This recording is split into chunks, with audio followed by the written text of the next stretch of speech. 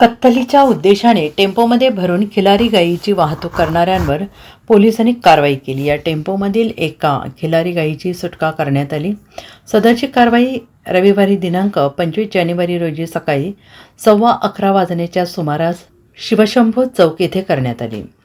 सचिन राजू साळुंखे वय वर्ष 23, गौरव बापू साळुंखे आणि बाळू बापूराव पवार तिघे राहणार हिंगणगाव तालुका कडेगाव अशी कारवाई केलेल्यांची नावे आहेत। सांगली शहर पोलीस ठाण्याचे कर्मचारी प्रशांत पुजारी हे अवैध तस्करीवर कारवाई करण्यासाठी रविवारी कर्नाळ रोडवरील शिवशंभो चौक येथे पेट्रोलिंग करत होते। यावेळी संशयित तिघेजण एका टाटा मिनी पिकअपमध्ये खिलारी गाई भरून वाहतूक करत होते। त्यांच्यावर संशय आल्याने सदरचे वाहन थांबवून चौकशी केली असता वैद्यकीय अधिकाऱ्यांचे कोणतेही प्रमाणपत्र नसताना सदर खिलारी गायीची कत्तल करण्यासाठी वाहतूक करत असल्याचे निदर्शनास आले। यावेळी तिघांना ताब्यात घेत गायीची सुटका करत त्यांच्या विरोधात सांगली शहर पोलिसात कारवाई करण्यात आली। Bureau report SBN Marathi Sangli.